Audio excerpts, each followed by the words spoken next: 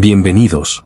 Hoy desnudaremos a una de las monarcas más temidas y veneradas, no para glorificarla, sino para ver cómo se deshizo. Porque bajo las joyas, la seda y la leyenda de la reina virgen, se ocultaba carne podrida, miedo, llagas y un alma derrotada por su propio reflejo. ¿Puede una corona tapar las grietas de la piel? ¿Puede la leyenda sobrevivir al hedor de un cuerpo en descomposición? ¿Qué pasa cuando una reina se vuelve prisionera de su propia imagen? Esta es la historia de Isabel I de Inglaterra. Y no es bonita. Todo empezó el 7 de septiembre de 1533. En el Palacio de Greenwich nació Isabel Tudor, hija del temido Enrique VIII y de Ana Bolena. Pero su nacimiento no trajo alegría, sino decepción. Se esperaban tambores, festejos, un príncipe. En cambio, nació una niña. Los festejos fueron cancelados. Las cartas, corregidas apresuradamente, donde decía príncipe, se añadió una S. La infancia de Isabel fue una constante humillación. Cuando apenas tenía 2 años, su madre fue ejecutada por orden de su propio padre. Acusada de adulterio, incesto y traición, Ana Bolena fue decapitada. Isabel pasó de ser una princesa a bastarda real. Su mundo se desmoronó. Su hermana María, hija de Catalina de Aragón, la detestaba. El hogar que compartieron era una prisión silenciosa de odio, culpa y traición. Las damas de compañía recibían órdenes de bofetear a María cada vez que desobedecía respecto a Isabel. Creció con un legado manchado de sangre y dudas. Rumores afirmaban que ni siquiera era hija del rey. Su rostro, su cabello pelirrojo, sus maneras severas, ¿eran señales de realeza o de una mancha impura? Desde pequeña supo que en la corte no se sobrevive siendo niña buena, sino astuta, rápida y a veces, cruel. A los 14 años, ya vivía bajo la custodia de Catalina Parr, sexta esposa de su padre. Fue ahí donde conoció al hombre que marcaría su adolescencia con un escándalo encubierto, Thomas Seymour. Encantador, ambicioso y, para Isabel, aterradoramente intrigante. Entraba en su habitación al amanecer, le hacía cosquillas, incluso la abofeteaba en las nalgas jugando. Su esposa, en vez de intervenir, participaba de las escenas. Una vez, Catalina Parr abrazó a Isabel mientras Seymour cortaba su vestido en tiras. Era un juego, para ellos. Para Isabel, fue una fractura emocional irreversible. Expulsada del hogar bajo pretextos de salud, nunca volvió a ver a Catalina. Poco después, Seymour fue ejecutado por conspiración. Isabel, apenas una adolescente, fue interrogada por días. Y resistió. No traicionó a nadie. No confesó. Pero algo dentro de ella se rompió. Su salud flaqueó. Dolores, insomnio, vómitos. El cuerpo empezaba a hablar lo que su voz callaba. Cuando su hermanastro Eduardo V murió, y su hermana María y tomó el trono, la tensión estalló. María odiaba a Isabel. La veía como el recuerdo viviente de su madre destronada, como un símbolo protestante en una corte católica. Isabel representaba el futuro. María, el pasado. Y el pasado ardía. Isabel se convirtió en una amenaza viviente. Fue arrestada y llevada a la Torre de Londres. Suplicó no entrar por la puerta de los traidores, pero no se lo permitieron. Aquí llega una súbdita tan verdadera, siendo prisionera como nunca, murmuró al pisar las escaleras. Creía que moriría. Su cuerpo temblaba, su piel perdía color, el insomnio regresó. Permaneció 2 meses encerrada, esperando la ejecución. Solo el matrimonio de María con Felipe II la salvó. Él temía que matar a Isabel incendiara la política inglesa. Fue liberada. Pero el miedo dejó huella. Una marca invisible que la acompañaría hasta su último aliento. En 1558, Isabel ascendió al trono.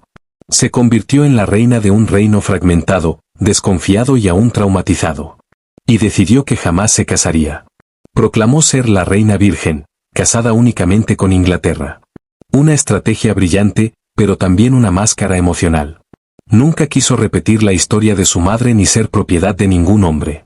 El 10 de octubre de 1562, esa imagen de poder absoluto se resquebrajó. Isabel contrajo viruela. El rostro de la nación, la mujer que se proclamaba inmortal, se enfrentó a su primera derrota real, su carne. Fiebre, delirios, pérdida del habla. Su piel se infló como una máscara grotesca. No aparecieron las manchas típicas de la enfermedad, lo cual para los médicos era señal de muerte inminente. Fue envuelta en franela roja y colocada frente al fuego. Milagrosamente, despertó. Se negó a nombrar sucesor. Reclamó a Robert Dudley como protector del reino. ¿Por amor? ¿Por desesperación? Nunca lo sabremos. Lo cierto es que aunque sobrevivió, ya no era la misma. La viruela la dejó medio calva. Las cicatrices eran pequeñas, pero su mente amplificó cada marca. Desde entonces, no volvió a mostrarse sin maquillaje. Plomo blanco y mercurio cubrían su rostro. Lo que no sabían entonces era que ese maquillaje la estaba matando lentamente. Su piel se resecaba, su cutis se degradaba. Perdió casi todos los dientes. El aliento era fétido. Su voz, difícil de entender. Los embajadores describían una boca hueca, una máscara de muerte maquillada. Ella, sin embargo, insistía en la perfección.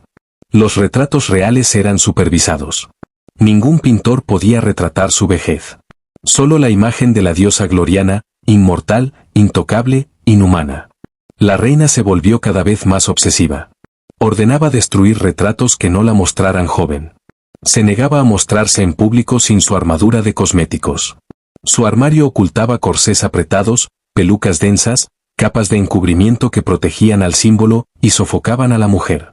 Su cuerpo, delgado hasta el extremo, apenas podía sostener el peso de su mito. En sus últimos años, Isabel se hundió en una melancolía profunda. Murieron sus amigos más cercanos. Catherine Carey, su sobrina y compañera más leal, falleció en 1603. Isabel entró en un estado de negación. No dormía. No comía. No se sentaba. Permanecía de pie hasta 15 horas, muda, como una estatua cansada. Sus damas de honor hablaban de visiones, delirios, miedo constante.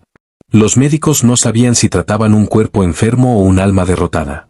Se negaba a que la tocaran, a que la observaran, a que la asistieran. La reina de hierro, la de los discursos en Tilbury, se había convertido en una figura espectral, atrapada en su palacio, temerosa de su reflejo. Un día pidió que le limaran el anillo de coronación. Su carne se había hinchado tanto que ya no podía sacárselo. Aquel anillo era el símbolo de su unión con Inglaterra. Al retirarlo, estaba firmando su divorcio con la vida.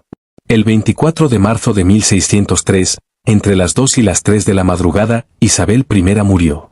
Como una manzana madura que cae del árbol, dijo un cronista. Pero su historia no terminó ahí.